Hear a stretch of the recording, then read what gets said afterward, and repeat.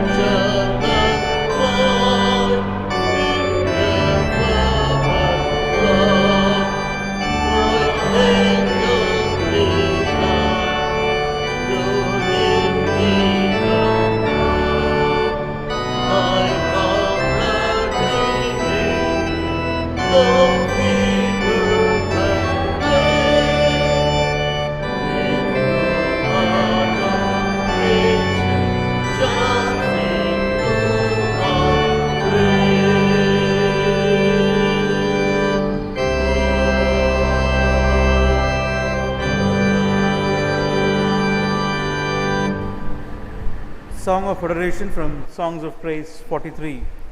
His name is wonderful, Jesus, my Lord. He is the mighty King. Songs of Praise 43.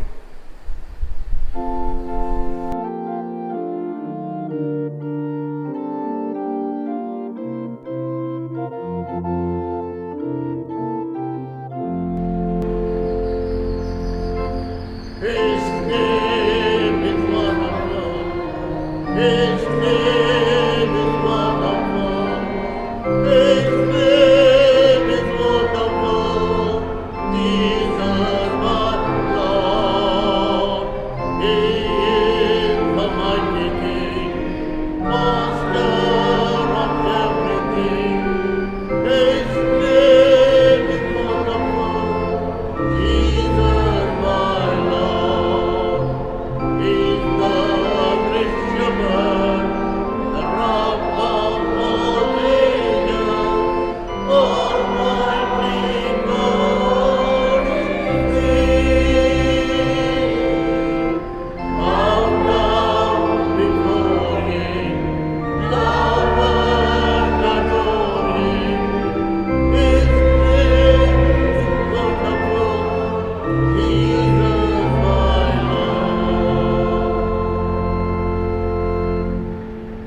Let us continue to pray. Almighty God, to whom all hearts are open, all desires known, and from whom no secrets are hid, cleanse the thoughts of our hearts by the inspiration of our Holy Spirit, that we may perfectly love you and worthily magnify your holy name, through Christ our Lord. Amen. Let us all say together the Gloria. Glory to God in the highest, and peace to God's people on earth. Lord God, Heavenly King, Almighty God, we worship you, we give you thanks, we praise you for your glory. Lord Jesus Christ, only Son of the Lord God, Lamb of God, you take away the sin of the world. Have mercy on us. You are seated at the right hand of the Father. Receive our prayer. For you alone are the Holy One. You alone are the Lord. You alone are the Most High. Jesus Christ, with the Holy Spirit, in the glory of God the Father. Amen. Our Lord's summary of the law and the prophets. Our Lord Jesus Christ said, "Hear, O Israel, the Lord our God, the Lord is one, and you should love the Lord your God with all your heart, and with all your soul, and with all your mind, and with all your strength." This is the great and first commandment. And the second one is, you should love your neighbor as yourself. There is no other commandment greater than this. On these two commandments depend all the law and the prophets.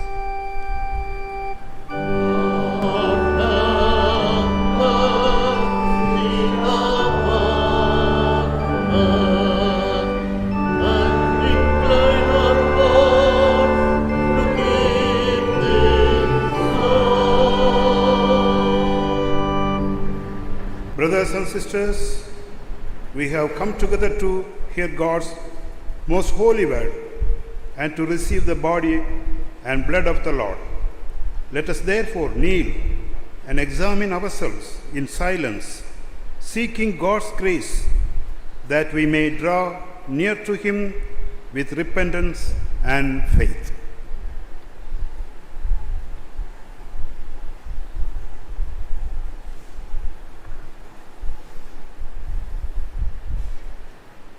You who truly and earnestly repent you of your sins and are in love and peace with your neighbor and intend to live a new life, following the commandments of God and walking from now on in His holy ways, make your humble confession to the compassionate God, that you may be reconciled anew to Him through our Lord Jesus Christ. Merciful God, we confess that we have sinned against you and our neighbor. We have walked in darkness rather than in light. We have named the name of Christ, but have not departed from iniquity. Have mercy upon us, we ask you, for the sake of Jesus Christ. Forgive us all our sins. Cleanse us by your Holy Spirit. Quicken our consciences and enable us to forgive others, that we may hereafter serve you in newness of life, to the glory of your holy name. Amen.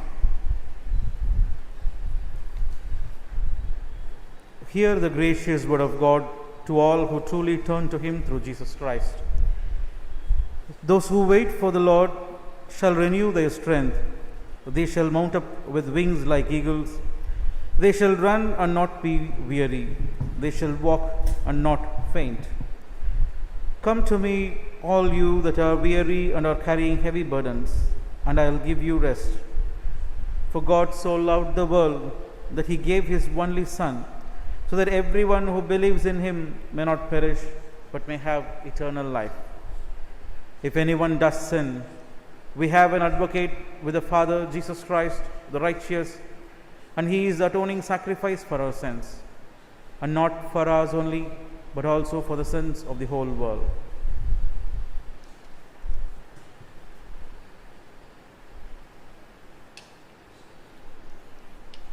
Almighty God, our merciful Savior, who of His great mercy has promised forgiveness of sins to all who forgive their brothers and sisters, and with heartfelt repentance and true faith turn unto him. Have mercy upon you, pardon and deliver you from all your sins, confirm and strengthen you in all goodness, and bring you to eternal life through Jesus Christ our Lord. Amen. Thanks be to God.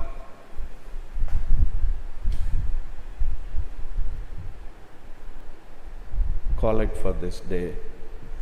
Mission: sharing God's pain. Empowering God, we thank you for calling us to be co-journeyers with Jesus Christ, who laid his life for the sake of carrying on your mission of establishing your kingdom on earth. Equip us, we pray, that we may be strengthened in sharing your plan for your creation, with a commitment even to offer our lives for this mission, like your disciples and apostles. Help us to face the challenges in this mission, the pain and sufferings, with a hope to make the kingdom of God, Jesus Christ our Lord, who lives and reigns with you and the Holy Spirit, one God, now and forevermore. Amen. In preparation for the pastoral prayer, shall we all sit and sing from the Songs of Praise, song number 284, Search Me, O God.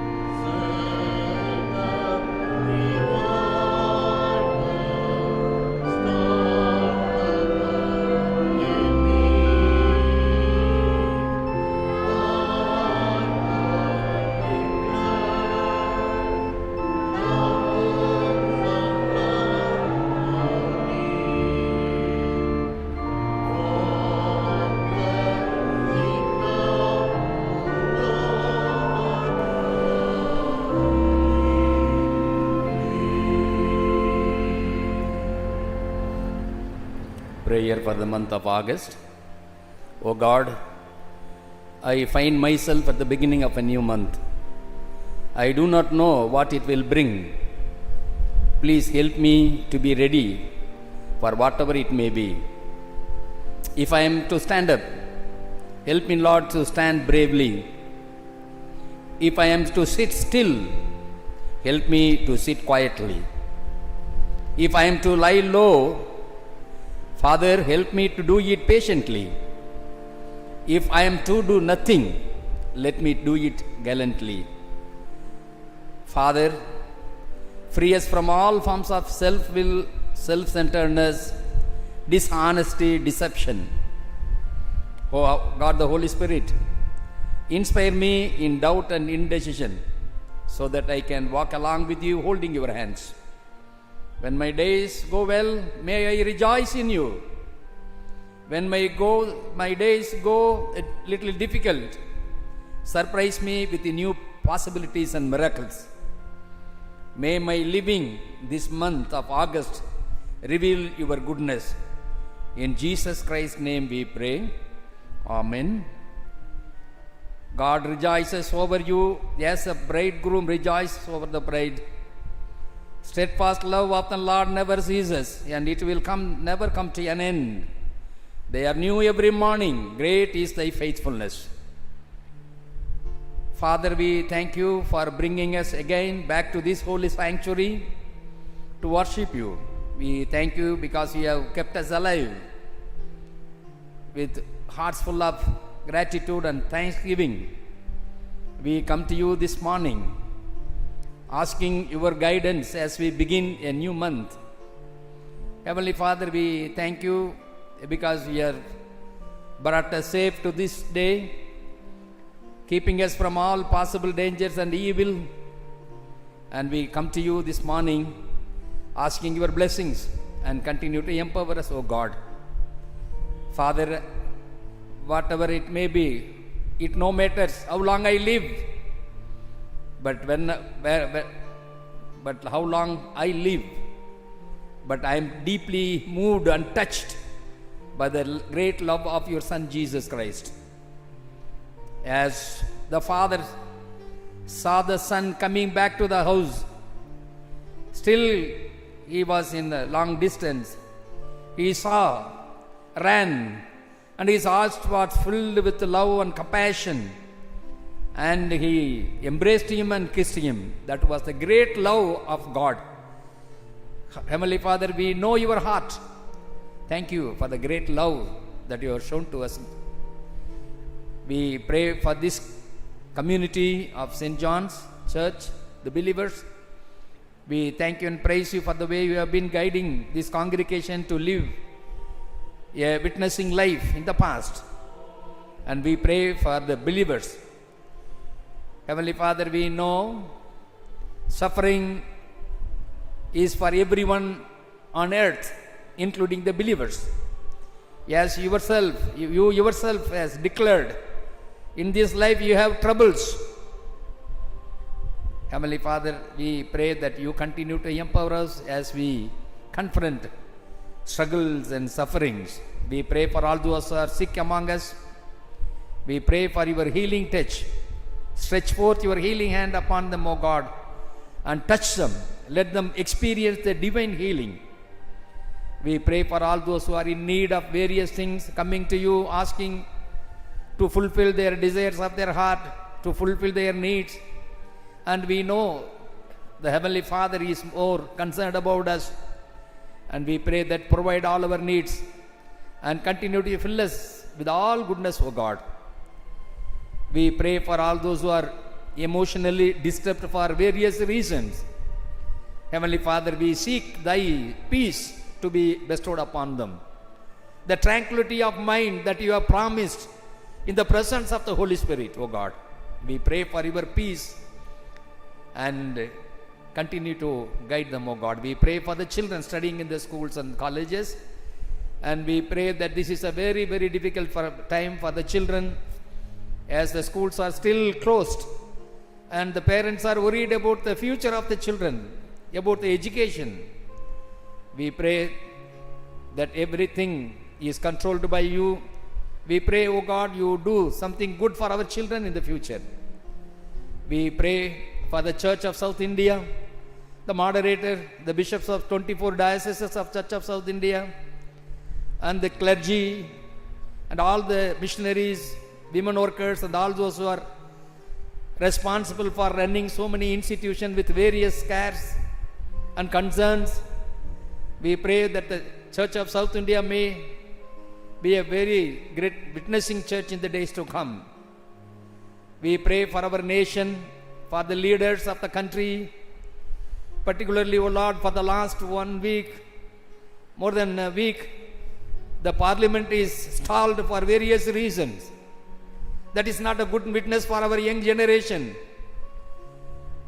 We pray, let the leaders be very honest, sincere, and to stay as a witness for the young generation to follow for the sovereignty of our country. We are so disturbed by seeing the increase, the number of COVID-19 cases in our country. We are so depressed, O God, because the pandemic time is very difficult, and we seek your grace, O God. Forgive us, O God, and grant your deliverance. Let this pandemic can be eradicated by the power. We pray for your tranquility of mind and peace and joy and grace to be filled with all of us, O God. We commit all of us into the mighty hand as we draw near to you this morning. Accept our thanksgiving. Forgive us if we have gone any wrong. Forgive us for our lapses.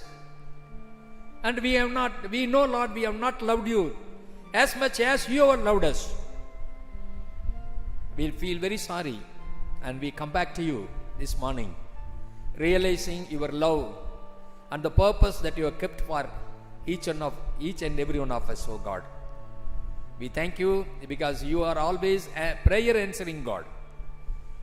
We are not only listening to the prayers, but we answer our prayers. Many times even we do not realize that you have answered many prayers that we offered in your holy sanctuary. Forgive us, O God. Give us a very sensitive heart to discern thy will and to live as your witnesses. We pray for all those who are kneeling before the altar with hearts full of gratitude for what you have done unto them, and also those who are participating in this worship virtually. And we invoke your blessings upon them, O God. And you know our hearts. Nothing is hid from you, O God. And if there is anything that keeps our relationship strained one, we pray for your cleansing this morning. Cleanse us once again and fill us with your joy, O God. And we continue to live as your mighty witnesses.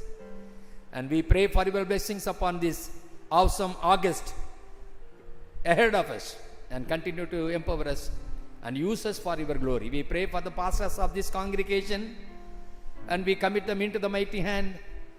Thank you for bestowing upon them the great responsibility to be the shepherds of this congregation, and continue to empower them, continue to bless them abundantly, bless their ministry, bless their families, and let them be a great blessing not only to this congregation, even people outside the church, and continue to empower them, O God.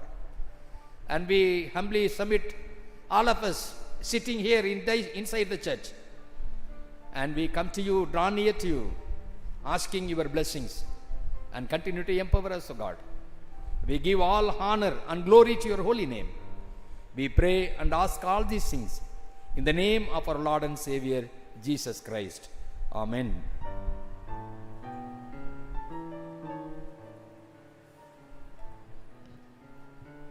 Please be seated. Today's lessons will be read to us now.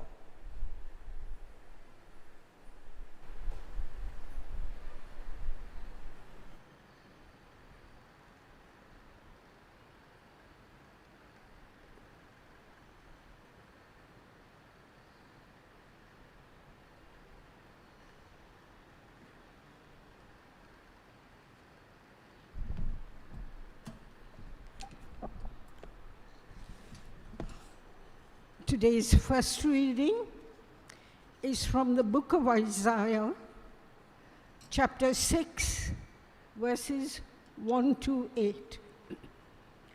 Isaiah chapter 6, verses 1 to 8. Isaiah's vision of the Lord. In the year that the king Uzziah died, I saw the Lord sitting upon a throne, high and lifted up, and the train of his robe filled the temple. Above him stood the seraphim. Each had 6 wings. With 2 he covered his face, with 2 he covered his feet, and with 2 he flew. And one called to another and said, Holy, holy, holy is the Lord of hosts. The whole earth is full of his glory. And the foundations of the thresholds shook at the voice of him who called, and the house was filled with smoke. And I said, Woe is me, for I am lost, for I am a man of unclean lips, and I dwell in the midst of a people of unclean lips. For my eyes have seen the King, the Lord of hosts. Then one of the seraphim flew to me, having in his hand a burning coal that he had taken with tongs from the altar. And he touched my mouth and said, Behold, this has touched your lips, and your guilt is taken away, and your sin atoned for. And I heard the voice of the Lord saying, Whom shall I send? And who will go for us? Then I said, Here am I, send me. And he said, Go and say this to the people. Amen.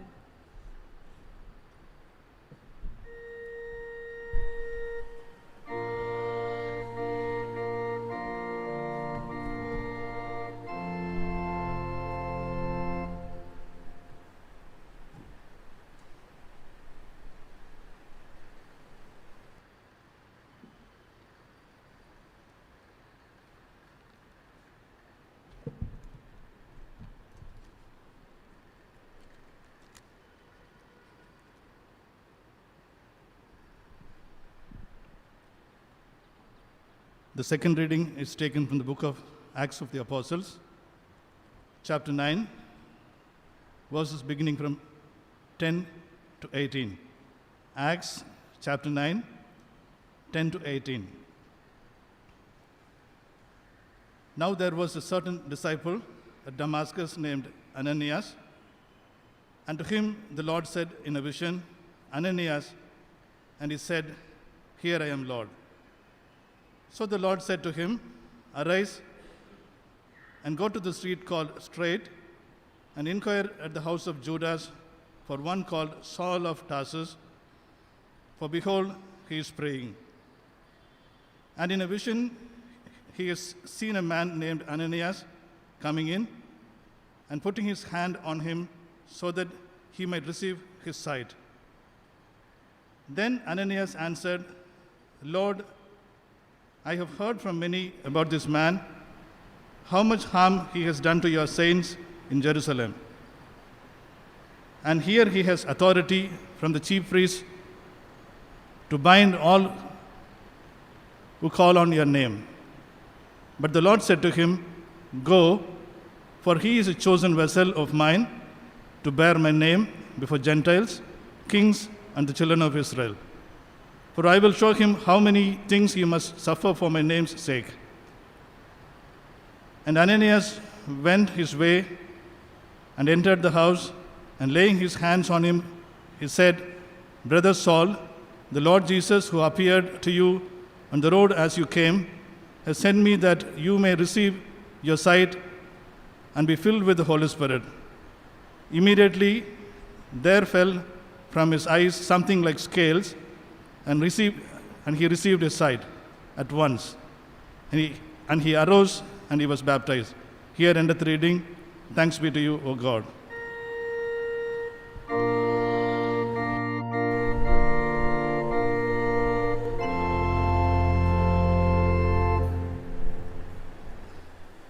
Let us all stand for the Gospel reading.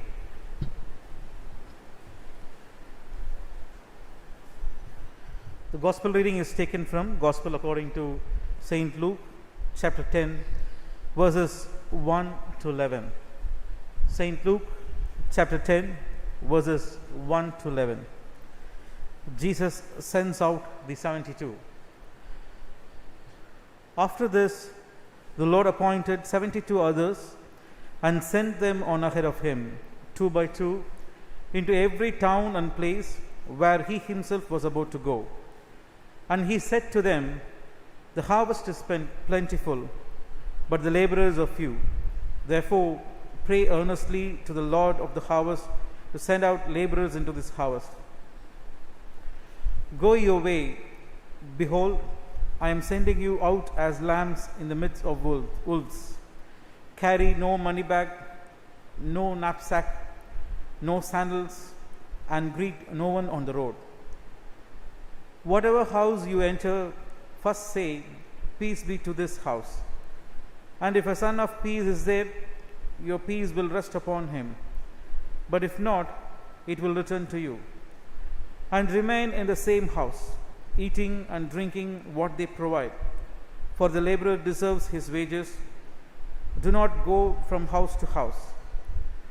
Whenever you enter a town and they receive you, eat what is set before you. Heal the sick in it and say to them, The kingdom of God has come near to you. But whenever you enter a town and they do not receive you, go into its streets and say, Even the dust of your town that clings to our feet, we wipe off against you. Nevertheless, know this, that the kingdom of God has come near. Here ends the reading. Praise be to you, O God.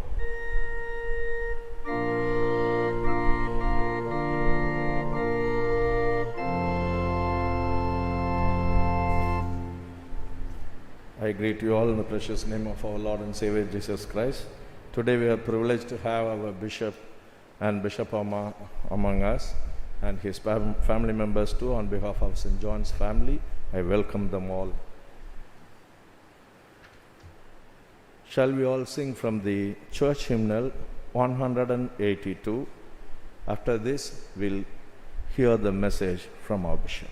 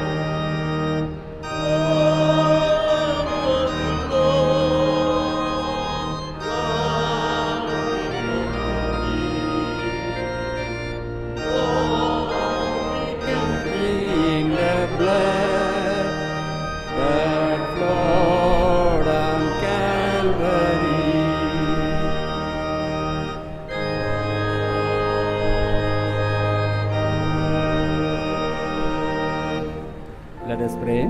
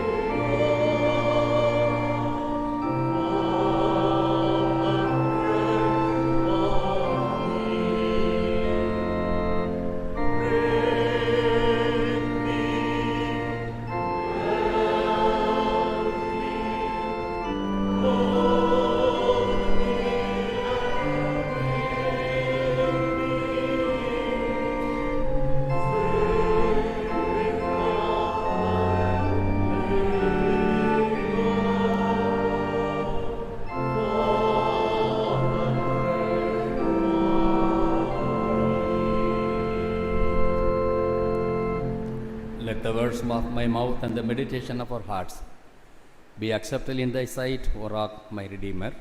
Amen. Please be seated. Greetings to you in the matchless name of our Lord and Savior Jesus Christ. On behalf of the diocese, I am very grateful for upholding the diocese and the ministry in your prayers. Special thanks to the pastors of St. John Church for inviting me this morning to share with you some of the concerns regarding the mission of the church.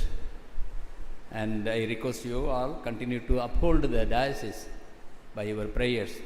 There are a lot of things are happening, particularly in the mission field. And we are very grateful to God. God has blessed our ministry. And recently we have started a new mission field in the northern part of our diocese. And by God's grace, going very well. And we give thanks to God because we are receiving a very good feedback. And we rejoice in God because God has blessed all our efforts. And we continue to seek your prayers and support for the ministry of the diocese. For our meditation this morning, I just want to read one verse from Luke chapter 10, verse 2. Harvest is plentiful, but the workers are few. Ask the Lord of the harvest, therefore, to send out workers. Harvest is plentiful, but the workers are few. Ask the Lord of the harvest to send workers. In the year 2013, there was an important summit held at Bangalore, and Inclusive India Summit, under the leadership of the former President, late Dr. Abdul Kalam. It was a very, it drew the attention of the international media because of the importance of that summit. The summit was attended by very big scholars and scientists from all over the world, and volunteers, corporate companies, and that was a very big summit. The focus of the summit was nothing but to have a peaceful community, rehabilitating the differently abled people. That was the focus. So that was why it became a very important summit.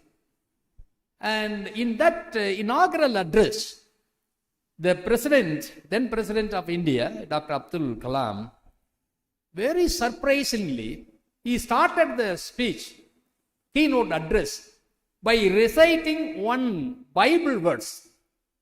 If God be for us, who can be against us? That was the Bible verse that he recited.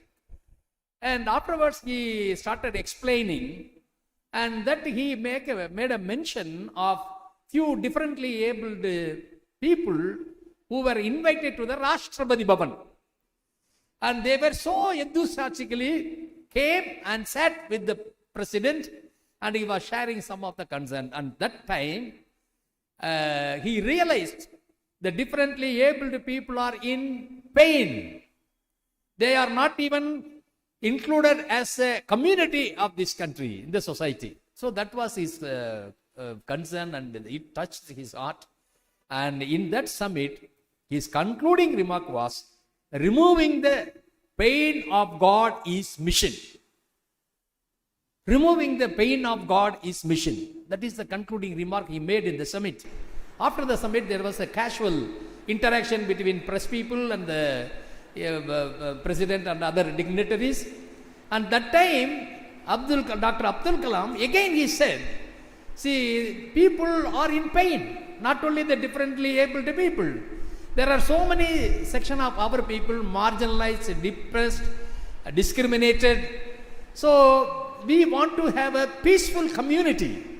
So there is peace existing in the community. So the mission of God is to remove the pain. That was the concluding remarks that he made even after the summit, the keynote address. He was casually interacting with the press people. Dear friends, our meditation this morning is based on the almanac of the Church of South India. It's a very interesting theme that he has prescribed for our meditation this morning.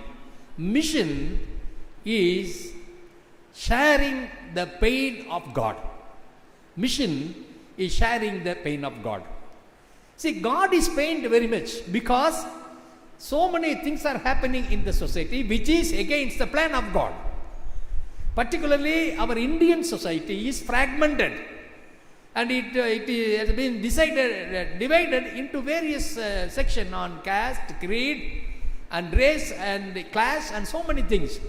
So there is no equality. There is no peaceful existence of people from different walks of life, from different strata of society. So there is a kind of, God is not very happy with the kind of society that we are having in our country. So God is pained, but as a believer, as a Christian, as a church, what is our responsibility? The mission of the church is to declare the kingdom of God. Kingdom of God is aimed at the society which is based on equality, which is a peaceful coexistence of people from different strata of society. And this is how we have to take the mission of the church to the people of India. Dear friends, to put it in a nutshell, we have to realize that community is not very peaceful. We all know. You read the newspaper, you look at the TV, what the news every day you are hearing. The community is not at all peaceful. There is a lot of tension, lot of discrimination, and so many things are happening. Is it the way the Lord wants the community to exist? So it is the duty of the believer, of the Christians, of the church, to declare, to proclaim the kingdom of God, which is aimed after peaceful existence of people. Dear friends, if you read the Old Testament, that is a very interesting story about the Israelites who were in slavery in Egypt, and they were very much oppressed. They were very much, they were suffering. They were crying unto God for liberation. So God is not, deaf and dumb to listen to all to this cry and all. But He is very sensitive to the cry of people. They are oppressed. So God listens to their cry, and He saw them discriminated under slavery in Egypt, and immediately He raised Moses to deliver them from slavery. So in other words, you see, God is inactive when people cry unto Him because of the oppression, marginalization, and all kinds of discrimination. So they cry unto God, and God answers their cry. Dear friends, a mission of God is sharing the pain of God. God is pained. So now God wants to bring a new order of the society by introducing the values of the kingdom of God. I am not going to elaborate it because you know very well. As Christians, as believers, you should know. And let me just tell you, the mission is not only for the clergy, the padri sitting here, and all the lay people simply sit as spectators and you watch how they are doing. And if possible, we'll say a word of appreciation. Even we don't care whether whatever they do, even if they do something good, we may not appreciate it. Sometimes we may say something which will be very discouraging to the Padris. Let me make it very clearly. Anyone who professes the name of Christ, anyone who claims that he is a child of God, is entrusted with the responsibility of taking part, sharing in the pain of God. In other words, we all have to be involved in the mission. So we are not spectators. God has called us to fulfill certain responsibility in the society. Dear friends, the mission is very, very important. Very important. Emil Brenner is a very great theologian. He says, if there is no mission, there is no church. You may have a lot of members. You may have a lot of members enrolled in the church roll. A padri will be happy to see 300 families, 400 families. It does not matter. If there is no mission, there is no church. You may have people. You have a very sophisticated church with all technology, all facilities. But it does not matter at all, unless we involve in the mission of the church. For our meditation this morning, we have heard 3 Bible texts read to us. It's a very interesting text. I want the believers to go back and sit quietly today and to read, at least to remember what they read in the church. Number 1, there is the Old Testament text was read to us. That was from book of Isaiah, chapter 6, verse 1 to 8. That was a very beautiful. So all are familiar with this text. Particularly, it starts about the call of Isaiah, the great prophet, who prophesied the very great prophecy of Emmanuel. God is with us. And in that particular text, you come across a reference saying that after the death of Uzziah, the king, the 10th king of Judah. So that is a reference. It is a very significant event in the history of Israel. See, King Uzziah, he became a king at the age of 16 and he ruled the country for 56 years. To be very particular, let me give the date, year of 1792, 740 BC. He was a very powerful, very famous and popular king because he was very obedient to God, like his father. So he was a very successful king. But at the same time, when he was very successful, he became very arrogant. He did not respect people. He did not even respect to the law of God. And he landed in trouble. And once what he did, he wanted to offer fragrance in the altar of the temple, which is prohibited in the law of Moses. Only the Levites, the children of Levites, children of Aaron, they are supposed to perform this duty. But he thought very much very powerful king, so he had liberty to do anything as he liked. So he entered into the altar and he offered fragrance. So God was so angry for his disobedience and he made him as a leper. He was affected by leprosy. And in the Jewish culture, the lepers are not pure. They are impure. They are not. They are untouchable. So as a king, he was removed from his office. The one who stood very firm for God and for the sovereignty of the country, he was removed. There was no king. There was no king. In the counterpart, in the southern part of the Jewish region, the Samaria was falling. That was a very chaotic condition. So in that particular condition, God was very much pained. He was very much pained because the country, the people whom God called them as their own people, chosen people, their own nation, now they disappointed God. So in this context only, Isaiah went to this temple and he saw God is sitting on the throne. It's there. You read the text. And in that particular text, we come across the pattern of our mission. How the mission starts within the believer, the pattern. So he went to the temple and he saw, that was a very good reading. One ma'am read the first lesson text, that was a very good reading. I appreciated the way she read it. And Isaiah went into the temple and he saw God is sitting on the throne, and the seraph with the 6 wings, 2 wings covered his face and 2 wings covered his leg.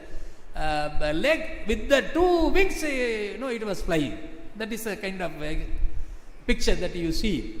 In that thing, Isaiah saw the glory of God and the magnificent, the glory, and immediately he looked at himself and he said, "Oh, I am unclean man. I am not a holy person," because there is a declaration, holy, holy, holy. Yes, our God is a holy God. He is a holy one of Israel. Blessed is the Holy One of Israel who redeemed Israelites from the slavery of Egypt. What a wonderful, powerful, magnificent, glorious God we have. So he saw that, and finally he looked at himself and said, "I am a man with unclean lips." Unclean lips. You know the story. See, in that, if you look at that particular text now, we have a lot of things to learn.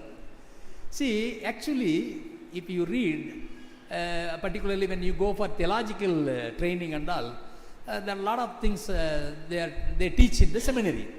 Particularly, worship is very important. Integral part of our faith is worship. So the worship, there are at least 2-3 basic elements. Number 1 is adoration. You look at God and His majesty and His glory and His holiness. So you look at God and you adore Him for what He is. For what He is. See, every day in my prayer, I always tell, Lord, there is no one like you in the whole of the universe, because you are the one who created the world with only one word. Let there be light. There was light. There was none in the whole of this universe, because you are the creator. So the adoration, see, the Isaiah looked at God. The adoration element is there. Afterwards, after the adoration, he looks at himself and realizes that he is very unclean. He is not a saint. He is not holy, unholy. So he says, "Woe unto me, I am a man with unclean lips." So the confession is a part of another element of our worship. So adoration and confession. Immediately when he confesses that he is unclean, his lips are unclean lips, immediately God sends a fire that touches and he becomes, and immediately absolution is given. Your sins are forgiven. All things are over. Now you are a new man, new creation. And afterwards, after the confession, there is an absolution, promise of the forgiveness, and again you see the commission. Immediately God asks, whom shall go for us? Who shall I send? Immediately Isaiah said, "Here I am, send me, O Lord." I am sent. Friends, the basic motivation for mission is nothing but confronting God and worshipping Him. To our thing, we always have a very wrong notion about our worship, the concept of worship. We think worship will take place only on Sunday, only at 8 o'clock, only with people, with the community, believers, corporate worship. For other days, there is no worship at all. We have nothing to do with worship. And it's very quite interesting. When I was a pastor, junior pastor, I had to, couple of times I had to live in the rented quarters. And I was waiting, we were searching for some good house. And each house, in that area, not many Christians were there. In each house, we found there is a puja room. To our surprise, not even a single house without a puja room. Because the Hindus are very, very sensitive that worship is important. Not the worship that we do, that they have only puja. They go to the temple. They go to the temple regularly, but at the house also they have puja. Something to remember, some rituals to fulfill. So we as Christians, we always think the worship is only on Sunday, not other days. Dear friends, the basic motivation for mission as a believer We have to worship God every day with adoration, with confession, with absolution, with thanksgiving, accepting the challenge. So that is the pattern of mission referred in the Bible, number one. That is how we share the pain of God. You see, Isaiah was immediately commissioned, and he went to the people and he gave him a new hope, and he gave them a new promise that God would not forsake them. He will definitely, he will bring them back harmony and peace in the region of Judah. So dear friends, as believers, let us make a decision today that every day, however you may be a big man in the society, maybe a very busy man in the society, unless you spend time in worshipping God and you will not be motivated for mission, then our life is wasted. Wasted for nothing but living for our own desires in this world. But the motivation is worship. So that is a pattern of worship that we see in the Bible. Number two, another very interesting text that was read to us about the conversion of Saul, a young man, young Jewish scholar from Tarsus. That is the southern part of the Mediterranean region, and it was a commercial city. It was a Greco-Roman city, and not much religion was present there. So being a Jew, he had a great zeal for the Jewish law. So you know the story of Saul's conversion. Saul became Paul. You know the story. As he was proceeding to Damascus with the order, with the authorization to arrest all the men and women, including the children also, whoever followed Jesus Christ. So as he was going, all of a sudden there was a great light. You know the story. And he fell down from the horse and he became blind, and he was asked to go to... So that time he was asking, Saul, why do you persecute me? That is a voice that he heard. And immediately he couldn't understand anything. And who are you, Lord? Please tell me. Then it is the Christ whom you persecute. He never persecuted the Christ. He persecuted only the Christians. So when God realizes that the Christians, followers, disciples are persecuted, he is pained. So immediately he said, you go to the straight, the street called the straight, and there you can meet Ananias, and he will tell you what you should do. And you know, he became the very big evangelist, taking the gospel to the non-Gentile world, and he could win 2/3 of the then world for the gospel. What a fantastic experience this man had. A little man, he was not very much respected because his old history was not very good. The record was not very good. Ananias himself was very skeptic, and he was telling, Lord, you asked me to talk to him. He is a useless fellow. You do not know. He is the one who persecuted all our believers. God said, no, he is my chosen vessel. Now he has persecuted. Now he will take the kingdom of God. And he will be a great deliverer for the Gentiles who come to God. What a wonderful God we have. The persecutor himself becomes a preacher. See, that is a wonderful secret of mission. Recently, I was reading a very good article. Of course, seldom we get some time to read and to understand certain things. And in Punjab, there was a small boy coming from a very noble family. He was attending a mission school. In the mission school, then in those days, they teach scriptures, they teach Bible, and they teach some moral lessons also. And this boy, coming from a very strong traditional Sikh family, Orthodox Sikh family, he was not very much, open to the gospel. So he became very rebellious.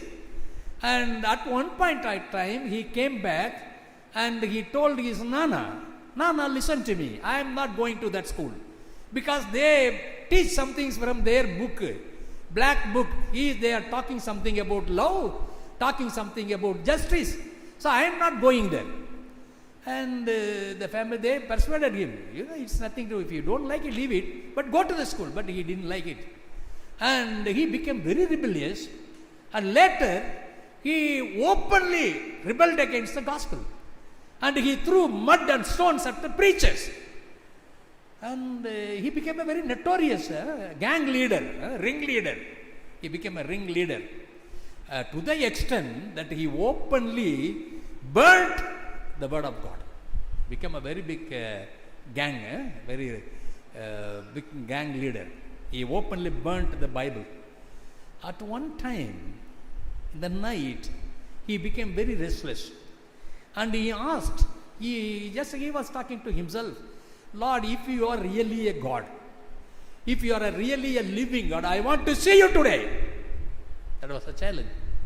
And it's very stunning appearance of God. The Lord Jesus has appeared unto him, and he became a Christian, and he became, he's a Sadhu Sundar Singh.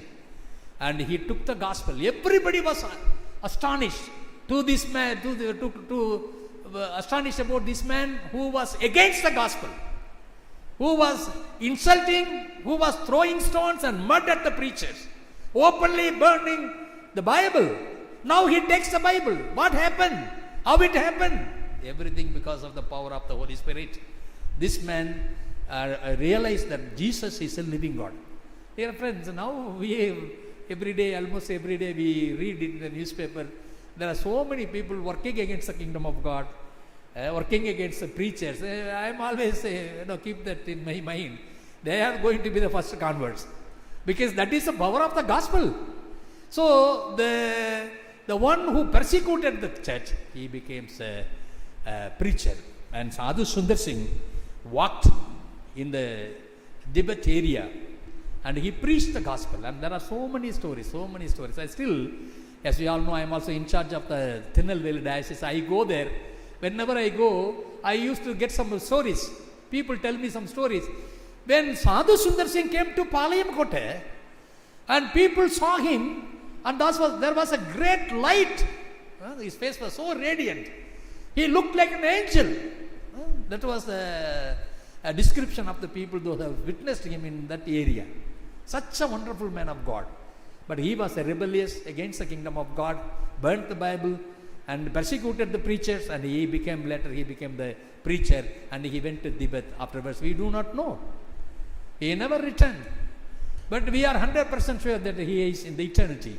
He is there in the eternal home of God. Dear friends, mission needs a personal encounter with God. Because as Christians we can sit and listen and go. But unless we are personally encounter God, we cannot share the pain of God in the mission. Finally, another interesting thing that you come across in the gospel according to Luke, where Jesus is sending the disciples to preach the gospel. That's another very interesting passage that you can read it in Luke. And he sent them out to preach the gospel. Luke chapter 10 verses 1 to 11. He sent them out. He never asked them to be here, you be my companion. Wherever I go, I want to go with some company. You can stay comfortably with me. And wherever I go, these fellows, these Pharisees, they are all creating problems. So if you are with me, you can also act like, gods. Some people protect you when you go out. Some, security. So you be with us. Why do you go out?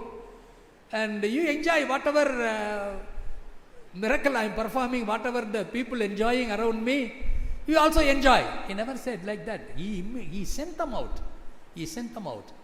See, the mission involves going out, irrespective where you are or where you should go.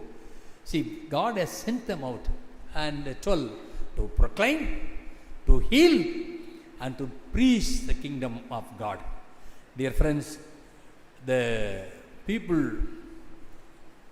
disciples were asked to go out and preach. There's a lot of things, you read it later, and you go back to your place, Luke chapter 10, and you come across a very beautiful instruction given by God, given by Jesus for his disciples. You should not carry money, should not carry passbook or ATM card. You should not, have trolley with lot of good dresses when you go out to wear to people, because we are going to meet people and people should see. So you should be in a good dressed in good manner. So don't carry all these things. Go with simple, not even other pair of dress. You go without anything. You go into the street, go into the cities, go into the villages, and if they accept you, it's well and good. Otherwise, you just you return from that place, and let God will take care when the judgment day. He will take care. That is what the instruction given by God. What he is trying to tell, anybody who involves in the mission of the kingdom, only to trust in God. Nothing but trusting in God. See, during this last week, the General Secretary of the Friends Missionary Prayer Band, the newly elected, appointed, and he assumed his office. He came to the office, and of course, your pastor was there. And he came, and we were just interacting with him about the kind of work during this pandemic time. And I was telling them it's very difficult, because being a big church, established church, and we found it very difficult to support our workers during the pandemic. It was very difficult. So I was asking them how you could keep your organization. Then they were telling me, of course, Bishop, what you say is correct. Only the trust that we have in God. Never in the history of Friends Missionary Prayer Band, people of that northern part of the country, the new converts, usually we only support from southern part of the country. We send money, we send offertory, and we support the missionaries. But this time, we were in a very difficult situation.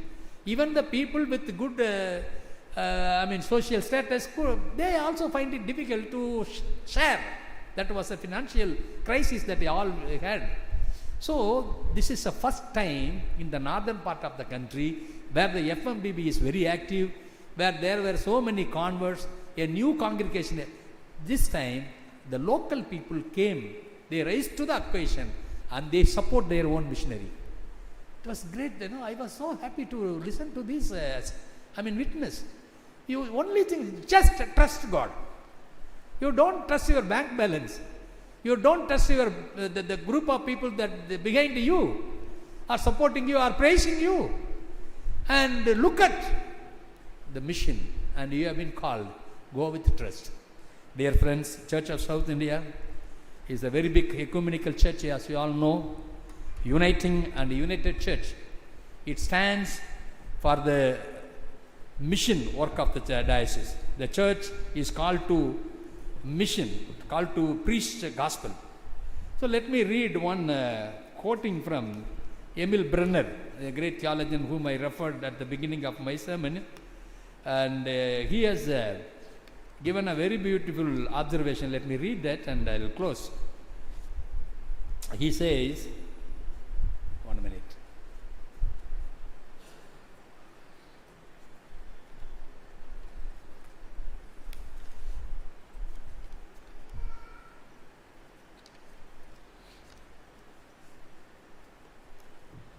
Okay. The church exists by mission, just as fire exists by burning. The church exists by mission, just as fire exists by burning. You can pile wood and you can never say it is fire. It's only a pile of wood. So unless there is a fire, we cannot say, at least there is burning, you cannot say it is fire. So unless church is involved in mission, you cannot say it is a church. No matter how many Christians gather together, if there is no mission, there is no church. Jesus did not bring 12 disciples to enjoy the company of the master, but he has called them to go out to preach the gospel. Dear friends, as the Mission Sunday is being celebrated everywhere in the southern Church of South India today. It's our commitment that we have to worship God, then only we will be motivated for the mission. That is a pattern of the mission that God has set for us. Number two, there is a personal confrontation, personal meeting with the Lord. See, Saul, he confronted the risen Christ and he became Paul. The persecutor became the preacher. That was a great testimony in the early church. So, anyone who wants to be involved in the mission of the church must be transformed, must have the conversion experience and have the zeal for taking the gospel. And finally, God has given this mission to go on with the trust. Not keeping our trust in elsewhere, only in the trust that we have to put it on God. As we commemorate the Mission Sunday today and we commit ourselves, may I request you all to commit yourselves for the mission of the kingdom of God. And we do not know how long we are going to live. We do not know. The life become very uncertain. After the pandemic, life became very uncertain. See, recently I visited a couple of places, and to my surprise, in one place, whenever I go, there is one gentleman is there to greet me, and he'll be there at the, he seems to be the leader of that area at the congregation. I was looking for him, but he was not found. And afterwards, I asked slowly I asked one person, what happened to that gentleman? He said, you do not know that. He passed away during the pandemic. And nobody told me. I said, even the congregation, majority of the congregation, they do not know. They are thinking this man has gone to abroad to see his son. See the pathetic condition of our country today, the kind of the context in which we live. See, life is very uncertain, but the mission is ahead of us. Let us therefore go with worshipping God, getting motivated, go with the real experience of conversion and take the gospel with this great zeal, like Saul becoming Paul, and above all, put our trust in God. May the triune God help us to go forward to fulfill His purpose in our life. In the name of the Father, and of the Son, and of the Holy Spirit. Amen.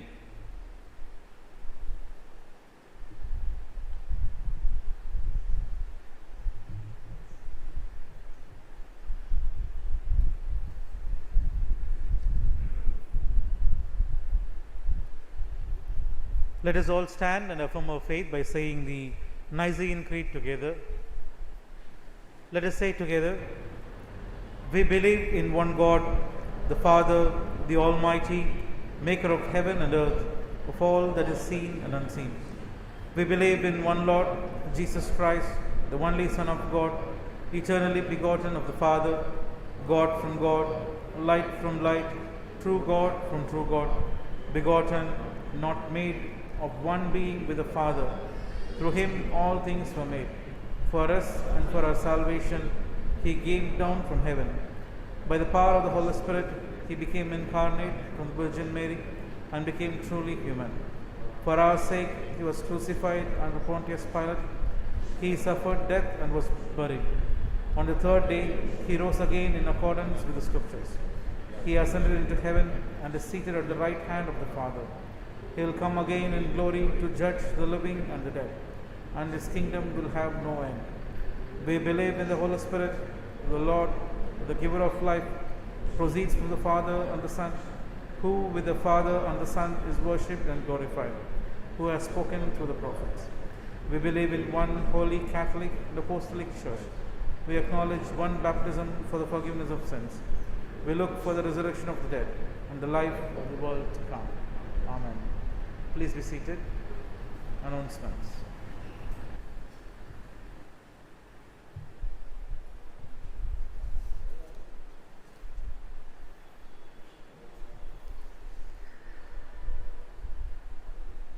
On behalf of St. John's family, we once again thank our beloved Bishop Aya for being with us and sharing God's word with us. Thank you. And we take this time to thank Bishop Amma and family members who are here with us. Thank you, Amma. Today, event song at 6:15 p.m. 8th August, Matins at 8 a.m., evensong at 6:15 p.m. Kindly register through church WhatsApp groups for worship services. We request the congregation to follow the standard operating procedures prescribed by the government for the safety of everyone. Online Sunday school will be held at 11 a.m. on every Sunday. Link will be shared in church WhatsApp groups. Johannine Communics August issue is ready and kept at the church foyer. Kindly collect your copies. The PDF format of this newsletter will be available from tomorrow. The e-newsletter will be shared in the church WhatsApp groups. A public meeting was arranged in memory of Father Stanislas Stein Swami on 3rd August 2021 at 6 p.m. in St. Mary's Cathedral, Melapudu. Stein Swami is a social activist, human rights activist. He hails from Trichy district, Virahalu, and he gave his entire life for the oppressed people in Jharkhand. So congregation are requested to uphold the family and the Society of Jesus SJ in prayers. Notices regarding the meeting are kept at the church entrance. Kindly collect your copies. Birthdays during this week. 1st August, Mrs. Shobana Ravichandran, Mr. Judson Joshua. 2nd August, Mrs. Stella Gandhimadi, Mr. Joel Shibuwaki, Mrs. J. Christy Nelson, Professor D. Swamiraj, Mr. Julian Jairaj, Master Daniel Divak. 3rd August, Mr. Jonathan Reed, Mr. Samuel Jaising, Mrs. Elizabeth Priya Matthew, Mr. Augustine Jeremiah, Ms. Roshini Nityapriya, Mr. P. Jairaj, Ms. Chrisette, Mr. Alvin Winston Stephen. 4th August, Mr. Cedric Reed, Ms. Linda Angelin Harvey, Mrs. Janaki. 5th August, Mrs. Lada Godwin, Ms. Susanna Krista, Ms. Wims, Mrs. Ramani Maven, Mr. Rohit Mark, Mr. Ajay Ashwin, Mrs. Tina Jennifer. 6th August, Mrs. Alice, Mrs. Babita Herbert, Mr. Luke Joshua, Mr. Gidron Sivakumar. 7th August, Mrs. Alita Charlotte McCrahan, Mr. Kaba Jones, Dr. Angelin Olivia, Mrs. Lillian Muthukumar, Mrs. Pamela Susil. Wedding anniversaries. 6th August, Mr. M.L. Rajkumar and Mrs. Hasani Raj. On behalf of St. John's family, we wish them many more blessed years.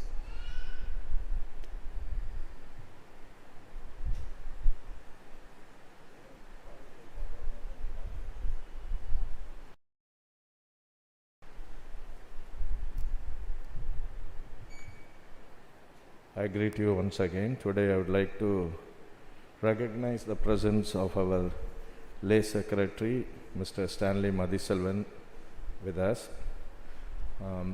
Today Bishop was very much hesitant to be with us on this special occasion. It's a special occasion for his family, so I insisted him to come over here and share the word and be part of our worship. You will come to know why. Publication of the marriage banns. I published the banns of marriage between Miss E.R.M. Angelina, daughter of Mr. V. Edward Ravikumar, and Mrs. Lily, spinster and communicant member of CSI Church of Christ the King, OFT, Trichy Diocese, with Mr. A. Cecil J. Sam, son of Mr. J. Augustine Tangaraj and Mrs. Banu Augustine, bachelor and communicant member of Zion Church, Chindadripet, CSI Diocese of Madras. This is the second calling for them. I published the banns of marriage between Mr. Benjamin Iniya Amalan, son of Right Reverend Dr. D. Chandrasekharan, and Mrs. K. Roslyn, bachelor and communicant member of our CSI St. John's Church, Trichy Diocese, with Miss J. Angelin Jeeva Karunya, daughter of Mr. V. Joel Kanagaraj and Mrs. D. Evangeline Irai Arul, spinster and communicant member of TLC St. John's Church, Subramaniapuram, Trichy, Diocese of TLC. This is the first time of calling for them. If any of you know any just cause or impediment as to why this person should not be joined together in holy matrimony, you are to declare it in writing to the presbyters in charge. A request from a village congregation in Avinasipalayam, Devanambalayam village. They were building a church for past 15 years. They were around 25 families. Now they are about to complete their church building. They need some 12 number of fans for them. It is around 25,000 rupees. So I ask you to contribute. If anybody is interested, you please contact us to pay for that. Each fan costs at least 2,000 rupees. Shall we pray? Dear loving Father, we pray for Mr. Augustine and Angelina, Amalan and Angeline. You are going to unite them in a family life, O Lord. Thank you for your calling. Bless all of them. You have prepared them for a better life, O God. Thank you for their parents, you being grateful to them, and they are in turn grateful to you of bringing their children up to this level. Bless all of them, O Lord, especially while they are making their wedding possible. You please be with them and guide them and provide all the needs for them, O Lord, especially in the COVID time. Keep all of us in good health and protect all of them too, O Lord. All the invited people may come for the wedding service and pray and bless the couple, O Master. Almighty God, help these couple to keep their promise and the vows which they are going to make on the wedding day till their lifetime. Bless them so that they may be a channel of blessing and uphold the kingdom values in their family life and the children's children. In Jesus' name we pray. Amen.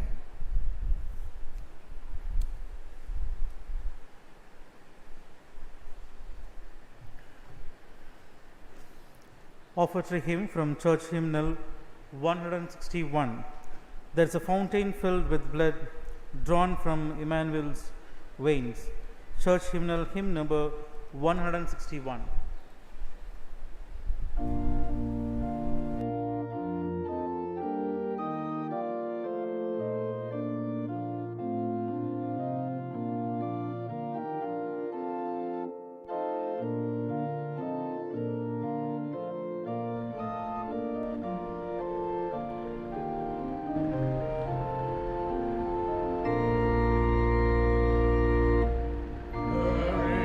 is the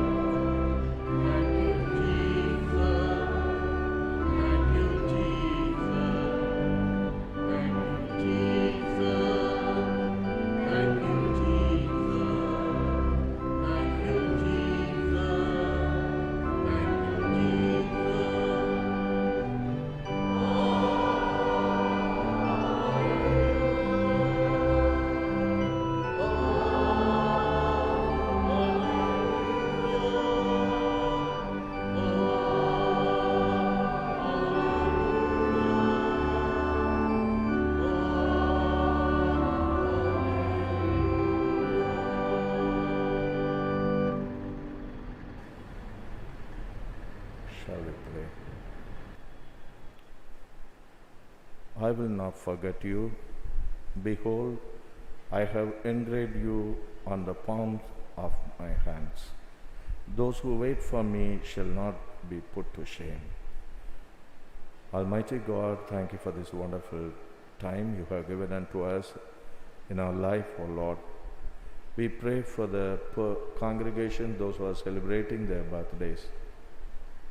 Please be with them and guide them continually. Thank you for the good health you have given unto them all these years, O God. Thank you for your presence being known to them, and they've been under the saving knowledge of you, O God. You are guiding them every day, and you made them blessed in the society, O Lord. Almighty God, thank you for giving them one more year in their life. Continue to guide them and use them for your sake, O Lord. Almighty God, we pray for the people, those who are remembering their wedding anniversaries and celebrating it, O Lord. Bless them for the very cause as a family you have called them to serve you and worship you, O God. Bless their family members and their descendants, O Master, so that they may share the kingdom values in the society, O God. You have kept them under the joy of your shadows, O God. Yes, O Master, you are providing all their needs all these days. You have made them possible to earn and live in their life for your glory's sake. Almighty God, whatever their hard-earned may be eaten up with their family members, and be merry and glad and glorify you, O God. Thank you, O Master, to use them for your glory's sake. Please be with them so that they are of you, and use them as a light in the society of darkness, O Lord, so that people may know you better every day through them. Almighty God, we commit all of them once again in your hands. Please bless them and be with them. In Jesus' name we pray. Amen.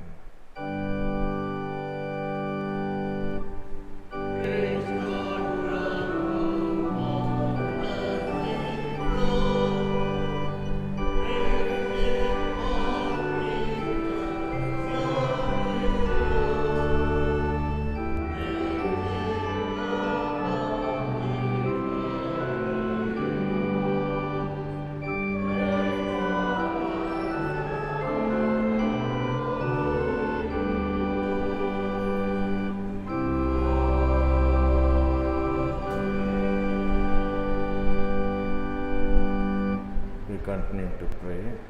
Almighty and everlasting God, by whose Spirit the whole body of the church is governed and sanctified, receive our supplication and prayers which we offer before you for all people in your holy church, that every member of the same in their vocation and ministry may truly and justly serve you through our Lord and Savior Jesus Christ. Amen.